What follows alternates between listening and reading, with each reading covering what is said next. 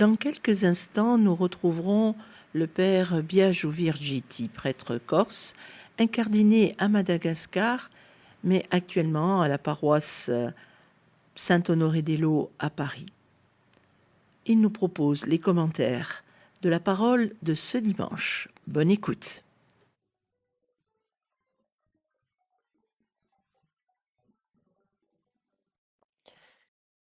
Chers amis de votre radio chrétienne, bienvenue pour une nouvelle émission où nous allons commenter les lectures du 28e dimanche du temps ordinaire de l'année B. Commençons sans plus tarder par la proclamation de l'évangile. De l'évangile de Jésus-Christ selon saint Marc. En ce temps-là, Jésus se mettait en route, quand un homme accourut, et tombant à ses genoux lui demanda : « Bon maître, que dois-je faire pour avoir la vie éternelle en héritage ?» Jésus lui dit : « Pourquoi dire que je suis bon ? Personne n'est bon, sinon Dieu seul. Tu connais les commandements ? Ne commets pas de meurtre, ne commets pas d'adultère, ne commets pas de vol, ne porte pas de faux témoignages, ne fais de tort à personne, honore ton père et ta mère. » L'homme répondit : « Maître, tout cela je l'ai observé depuis ma jeunesse. » Jésus posa son regard sur lui et l'aima. Il lui dit : « Une seule chose te manque. Va, vends ce que tu as et donne-le aux pauvres. Alors tu auras un trésor au ciel. Puis viens, suis-moi. » Mais lui, à ces mots, devint sombre et s'en alla tout triste, car il avait de grands biens. Alors Jésus regarda autour de lui et dit à ses disciples : « Comme il sera difficile à ceux qui possèdent des richesses d'entrer dans le royaume de Dieu. » Les disciples étaient stupéfaits de ces paroles. Jésus, reprenant la parole, leur dit : « Mes enfants, comme il est difficile d'entrer dans le royaume de Dieu.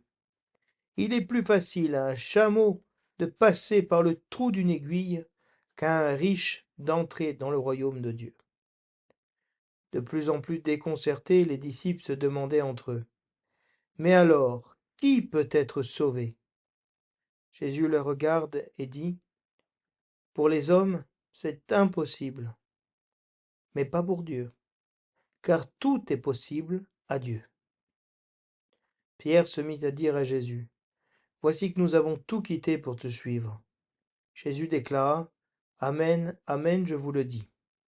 Nul n'aura quitté, à cause de moi et de l'Évangile, une maison, des frères, des sœurs, une mère, un père, des enfants ou une terre, sans qu'il reçoive en ce temps déjà le centuple.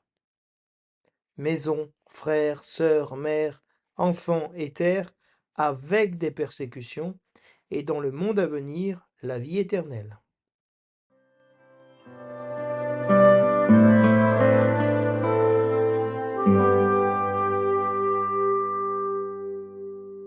Du livre de la sagesse. J'ai prié, et le discernement m'a été donné. J'ai supplié, et l'esprit de la sagesse est venu en moi. Je l'ai préférée au trône et au sceptre. À côté d'elle, j'ai tenu pour rien la richesse. Je ne l'ai pas comparée à la pierre la plus précieuse. Tout l'or du monde, auprès d'elle, n'est qu'un peu de sable.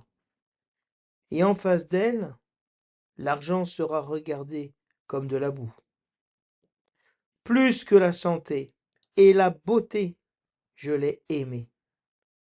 Je l'ai choisie de préférence à la lumière, parce que sa clarté ne s'éteint pas. Tous les biens me sont venus avec elle, et par ses mains une richesse incalculable.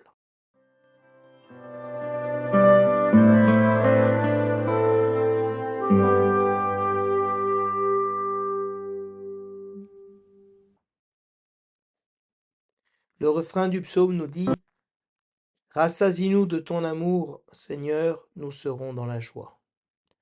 Apprends-nous la vraie mesure de nos jours, que nos cœurs pénètrent la sagesse. Reviens, Seigneur, pourquoi tarder ? Ravise-toi par égard pour tes serviteurs. Rassasie-nous de ton amour au matin, que nous passions nos jours dans la joie et les chants. Rends-nous en joie tes jours de châtiment et les années où nous connaissions le malheur. Fais connaître ton œuvre à tes serviteurs et ta splendeur à leurs fils. Que vienne sur nous la douceur du Seigneur notre Dieu. Consolide pour nous l'ouvrage de nos mains. Oui, consolide l'ouvrage de nos mains. Rassasie-nous de ton amour, Seigneur, nous serons dans la joie. De l'Épître aux Hébreux. Frères, elle est vivante, la parole de Dieu, énergique et plus coupante qu'une épée à deux tranchants. Elle va jusqu'au point de partage de l'âme et de l'esprit, des jointures et des moelles.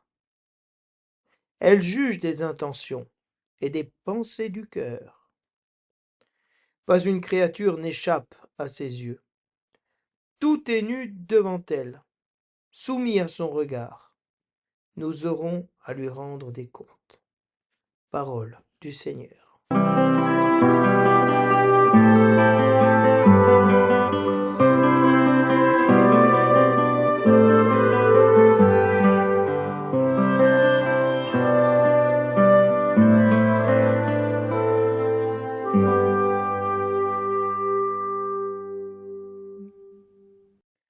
Le thème de ce dimanche tourne autour des richesses. Mais on a déjà entendu une parole sur les richesses dans les dimanches passés. Sous quel aspect l'Église va-t-elle nous présenter ce jour-ci la richesse? Nous voyons, aidés par la première lecture, à voir qu'il s'agit ici de choisir la sagesse au mépris de la richesse, de tenir la richesse pour rien face à la richesse énorme qu'est le Seigneur.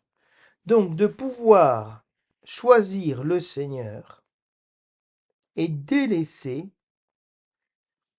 notre projet personnel qui est représenté par l'argent, par la richesse. Donc dans ce dimanche, l'Église nous aide à choisir, qui est le propre du catéchuménat, de renoncer à Satan, de renoncer au péché, de renoncer aux idoles pour choisir Jésus-Christ et confesser la foi dans le Dieu unique et sauveur. Donc nous sommes toujours dans cette dynamique du renoncement, du choix, de l'élection que Dieu nous fait, de l'appel qu'il fait sur nous. Et l'élection, c'est aussi un thème central du catéchuménat, puisque le chrétien est élu, choisi, et Dieu lui donne sa nature qui s'accomplit en lui, qui montre qu'il est élu de Dieu, bien-aimé de Dieu. Donc nous avons, dans cet évangile, le fameux récit du jeune homme riche qui veut avoir la vie éternelle, qui veut être sauvé, et qui a accompli en partie les commandements, sauf les principaux que Jésus omet sciemment. Cet homme se trouve dans une frustration. Accomplir les commandements ne lui donne pas la sensation d'avoir la vie éternelle, parce qu'il ne les accomplit pas forcément comme il faut. Et nous avons aussi la difficulté qu'ont les disciples à voir qu'on ne peut rentrer dans le royaume des cieux que nu, dépouillé complètement de toute richesse. Et eux aussi sont face à une frustration d'avoir tout quitté pour le Christ et d'attendre, eux aussi, une récompense. Pour cela, la première lecture vient nous aider. à travers le titre donné par le lectionnaire, à côté de la sagesse, j'ai tenu pour rien la richesse. Pour acquérir la sagesse et le discernement, il faut saler l'argent, c'est-à-dire mépriser l'argent, mettre l'argent au service de Dieu. Si nous mettons l'argent au service de Dieu, nous acquérons la sagesse. Ou sinon, c'est le contraire. Nous mettons Dieu au service de l'argent, et l'argent devient notre Dieu, et nous sommes aveugles, comme le jeune homme riche, qu'il ne voit pas, qu'il n'accomplit pas les premiers commandements, d'aimer le Seigneur de tout son cœur, de toute son âme, de toutes ses forces, de ne pas faire d'idole. Et donc Salomon, qui est derrière, si vous voulez, la figure qui est derrière ce récit de la sagesse, il a prié pour avoir, le discernement. Dans les premières pages de la Genèse, la femme vit que le fruit était agréable, il était beau, et qu'il permettait d'avoir le discernement. Le discernement, c'est justement la capacité du chrétien de pouvoir voir la différence entre la volonté de Dieu et sa propre volonté. Et l'esprit de sagesse est venu sur lui. Et plus que le pouvoir, plus que la richesse, la réalisation personnelle, il a préféré la sagesse de Dieu. L'or et l'argent étaient pour lui semblables à de la boue, sans valeur, face à l'éclat de la lumière de Dieu. Et donc, dans ce contexte dont je parlais de la frustration dans laquelle était le jeune homme riche, la frustration que donnent les richesses, le psaume répond: Rassasie-nous de ton amour et nous serons dans la joie.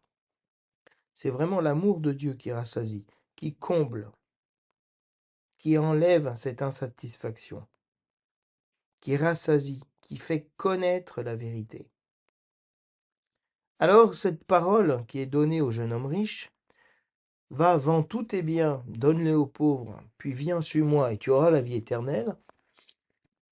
C'est une parole extrêmement forte et qui est comme une épée à double tranchant. Elle coupe et elle guérit. Elle a ces deux aspects-là, pour ça qu'il y a deux tranchants. Et elle va jusqu'à la jointure de l'âme et de l'esprit, de la moelle. Donc au plus profond de nous-mêmes, elle peut rentrer cette parole. Et cette parole que Jésus-Christ dit, va, vends tous tes biens, donne-les aux pauvres, puis viens, suis-moi, et tu auras la vie éternelle. Face à cet appel à suivre le Seigneur, voyant son attachement à l'argent, il est tout triste. Il n'arrive pas à accomplir ce commandement que Jésus-Christ lui donne. Il est incapable d'accomplir un commandement autre que le sien par rapport à l'argent, par rapport à sa volonté.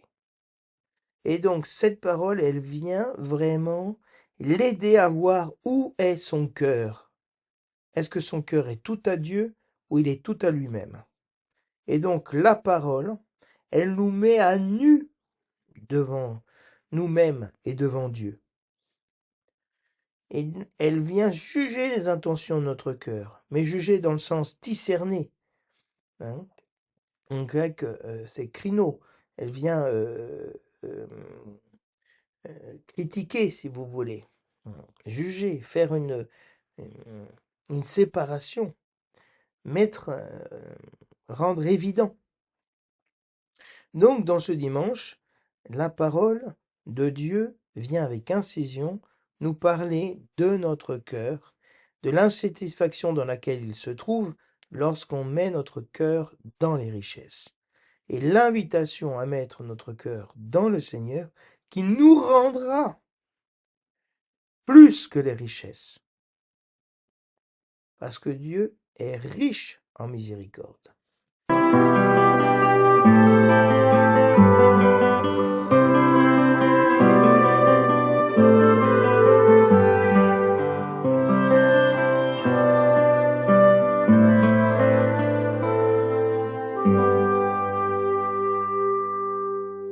compréhension de l'Évangile. Marc nous met en scène un homme qui accourt et qui se jette aux genoux de Jésus-Christ, à ses pieds, dans une attitude religieuse, de vénération, de soumission, d'anéantissement. Et nous verrons que cet anéantissement, qu'il singe plus qu'il ne vit, le met, révèle sa réalité profonde, d'être dans une certaine duplicité face au Seigneur. Et il lui dit, bon maître, que dois-je faire pour avoir la vie éternelle en héritage? Ici, il y a plusieurs éléments. L'héritage, l'argent. Qu'est-ce que je vais avoir? Qu'est-ce que je dois faire pour avoir? C'est la mentalité de l'homme qui plonge dans l'activité, qui veut se réaliser par l'action, par le faire, par le pouvoir, par l'argent, pour avoir plus. Il a la vie, il veut la vie éternelle. Et donc, ce n'est pas quelqu'un qui est dans l'être chrétien, d'être avec le Seigneur, et cela nous suffit. Et Jésus-Christ lui répond, pourquoi tu dis que je suis bon? Cette manière religieuse de dire, mon Père, oh, comme vous êtes bon, oh, mon Père, comme vous êtes bon. Cette manière de vouloir attirer la bienveillance de l'autre sur nous, cette manière affective de vouloir tirer l'autre de notre côté. Il lui répond, personne n'est bon, n'est la bonté même. Le seul qui soit bon, c'est Dieu. Et si tu m'appelles bon, cela signifie que tu reconnais que je suis Dieu. Et donc si je suis Dieu, je te demande, est-ce que tu connais les commandements?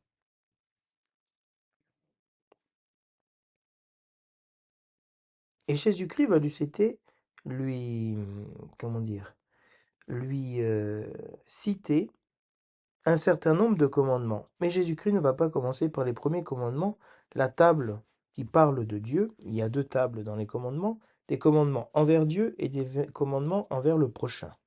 Et Jésus-Christ va lui parler des commandements envers le prochain. Tu ne tueras pas, tu ne commettras pas d'adultère, tu ne voleras pas, tu ne porteras pas de faux témoignage. En gros, tu te feras de tort à personne. Et puis, de manière décalée, le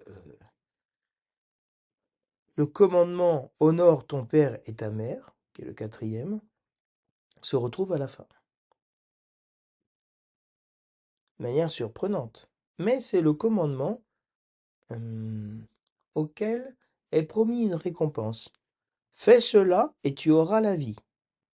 Si tu honores ton père et ta mère qui t'ont donné la vie qui vient de Dieu, alors tu auras la vie. Et cet homme a demandé à avoir la vie éternelle. Et Jésus-Christ le replace avec le dernier commandement, qu'il cite, qui est le quatrième. Honore ton père et ta mère, auquel est liée l'obtention de la vie. Et l'homme répondit, Maître, tout cela, je l'ai observé depuis ma jeunesse. Je suis quelqu'un de très très bon, très très bon. Depuis tout petit, je suis bon. Oh, je fais beaucoup de bien, j'observe bien les commandements. L'homme religieux est persuadé d'être une bonne personne. Mais en même temps, il vit un drame, une frustration, il lui manque quelque chose, il veut quelque chose de plus. Sa religiosité ne le comble pas. Et lorsqu'il dit « J'ai observé ces commandements depuis ma jeunesse », Jésus le regarde, mais en grec c'est inblepo, c'est-à-dire un regard qui rentre dans son cœur.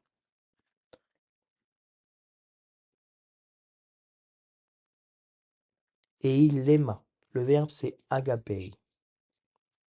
vraiment le verbe de l'amour de Jésus-Christ sur la croix crucifiée, qui aime les hommes esclaves du péché qui sont en train de le clouer, et qui aime cet amour qui se laisse crucifier par le péché de l'autre, par l'aveuglement de l'autre, pour vaincre cette mort et donner une vie nouvelle, la vie éternelle. Donc Jésus entend cet homme qui est aveugle totalement sur lui-même, qui ne voit pas, qui est sûr de lui, qui ne voit pas qu'il est incapable d'aimer le Seigneur, de tout son cœur, de toute son âme et de toutes ses forces. Et le second commandement, tu ne feras pas d'idole. Tu n'auras pas d'autre Dieu que moi. Et cet homme ne se rend pas compte qu'à travers l'argent, il a une idole, il a un Dieu qui est au-dessus de tout, c'est lui-même. Et c'est parce que nous sommes idolâtres de nous-mêmes que notre Dieu, c'est nous, parce que nous nous sommes fait Dieu à travers le péché originel, même si Adam et Ève, c'est pas nous qui avons péché, mais nous avons hérité de cette attitude et de cette insatisfaction, de cette frustration qui est de se donner la vie à nous-mêmes. Et donc cet homme est complètement aveugle sur lui-même.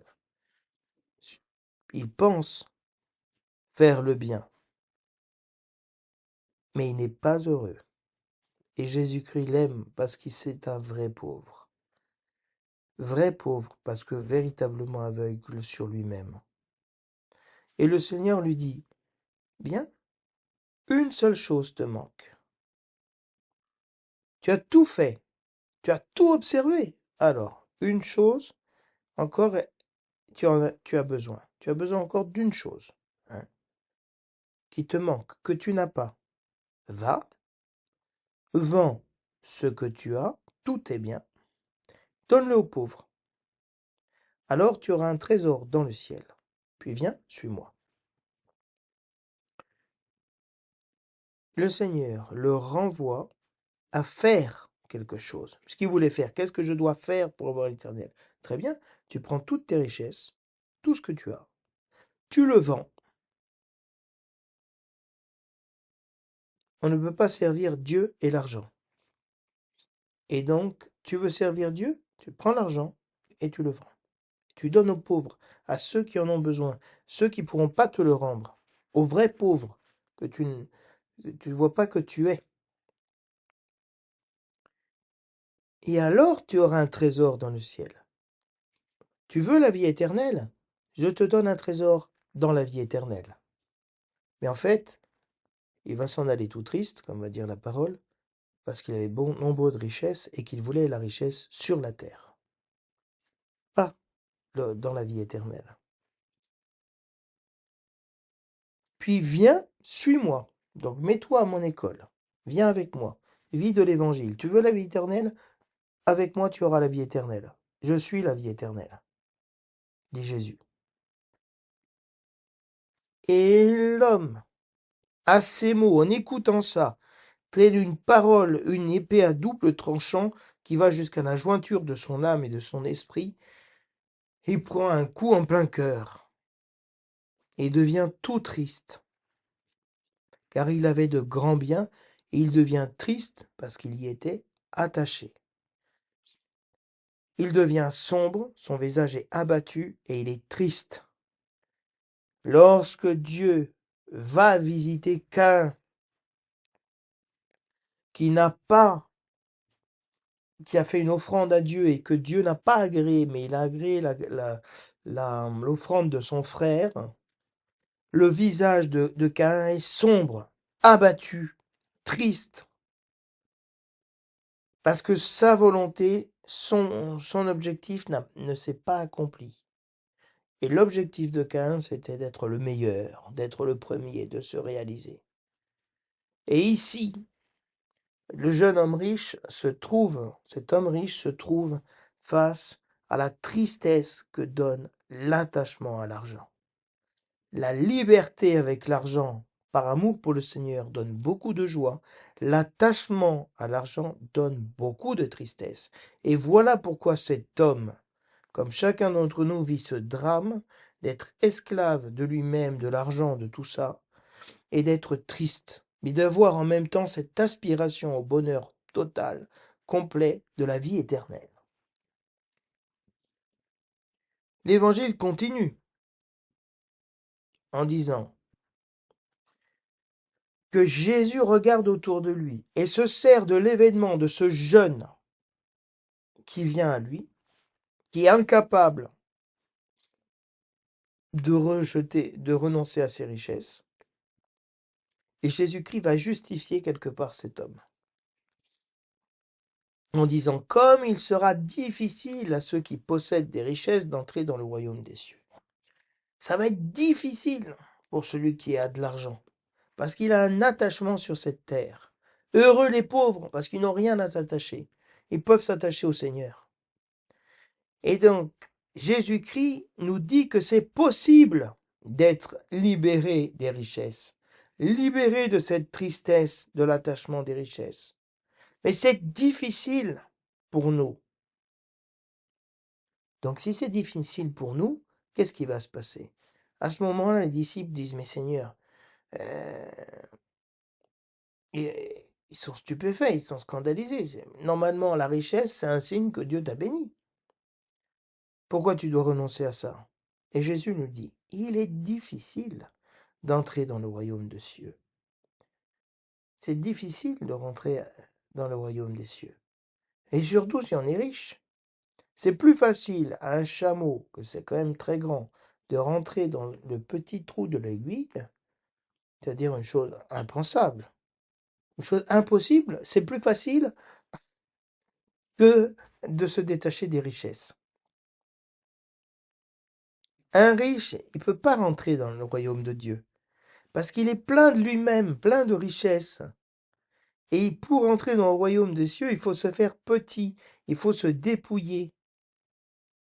Alors les disciples sont de plus en plus scandalisés.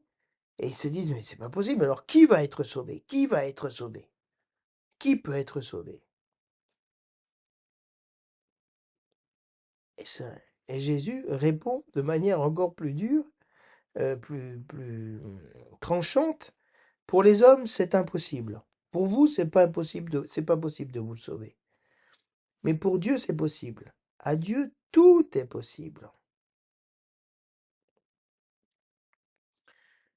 Et c'est ça la bonne nouvelle de ce dimanche. C'est que Dieu est victorieux de tous nos esclavages, de toutes nos richesses. Ce qui est impossible pour nous, c'est une bonne nouvelle parce que Dieu va pouvoir rentrer et faire l'impossible.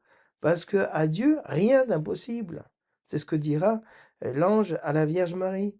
La Vierge Marie, mais comment ça sera possible puisque je suis vierge, je ne connais pas d'homme? Rien n'est impossible à Dieu. Et Marie acquiesce. Amen. Fiat. Et Pierre prend la parole et commence à dire à Jésus-Christ, écoute, nous avons tout quitté pour te suivre.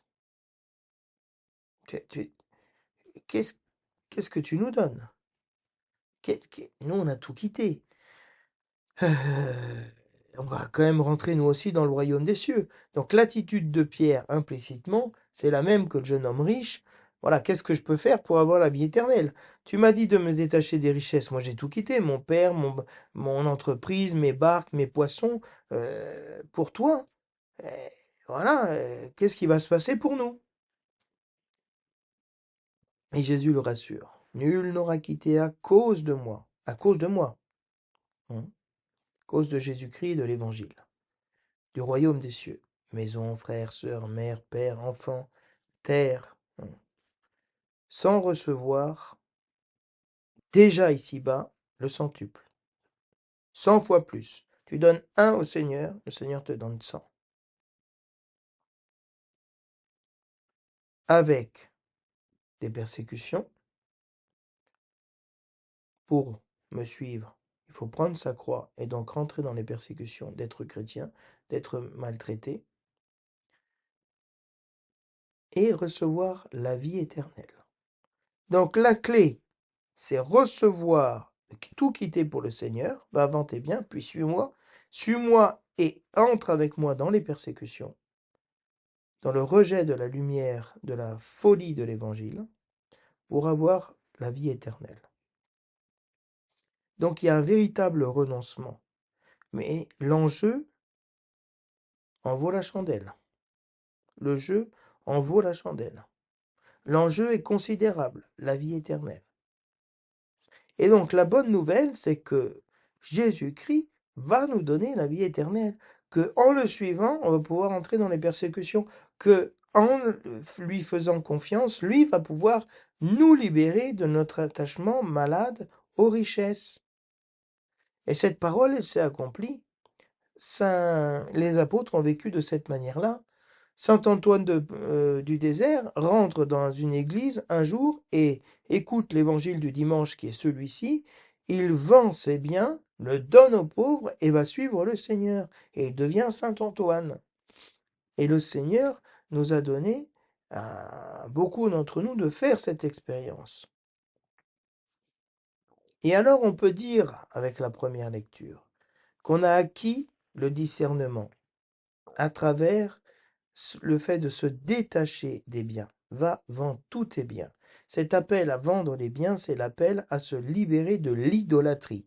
Et le catéchuménat, la vie chrétienne, commence par un renoncement des idoles. Des idoles qu'on peut avoir. Le trône, le sceptre, le pouvoir, dominer sur les autres. La richesse, l'argent, le luxe,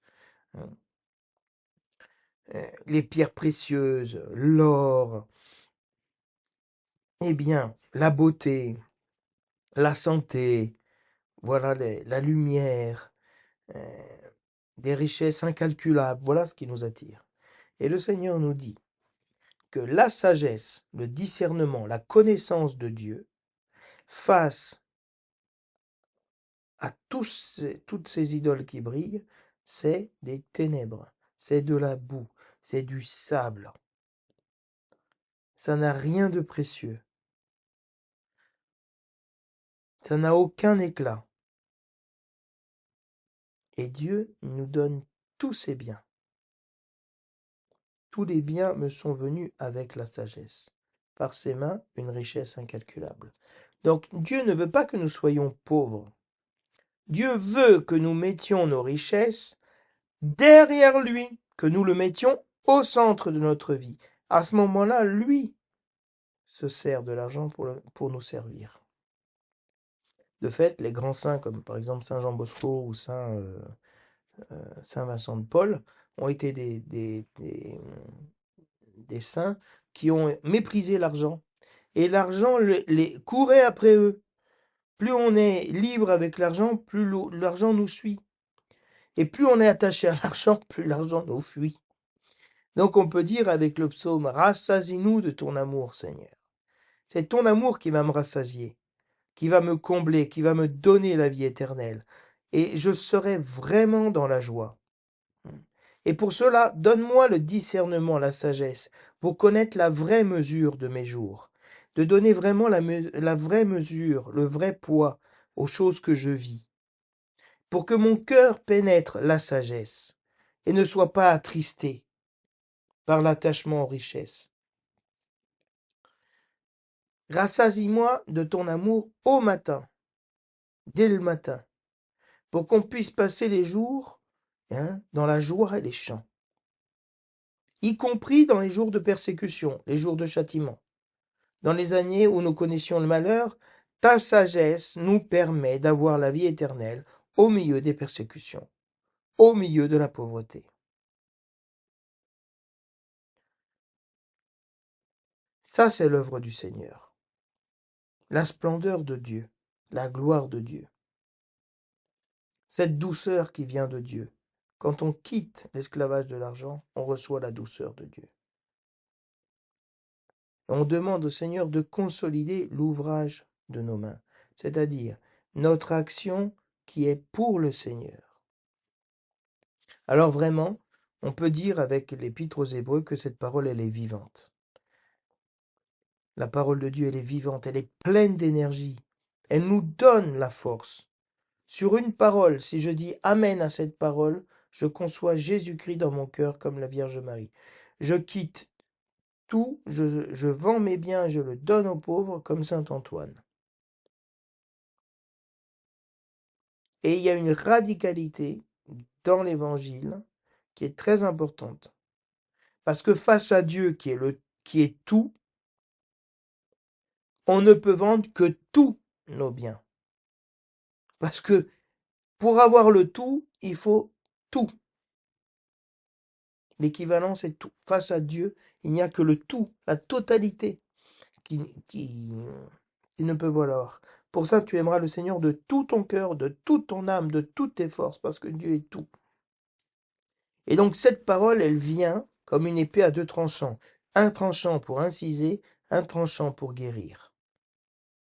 Donc, la croix, elle devient glorieuse. Dieu nous fait une incision pour nous guérir, pour nous libérer de notre esclavage.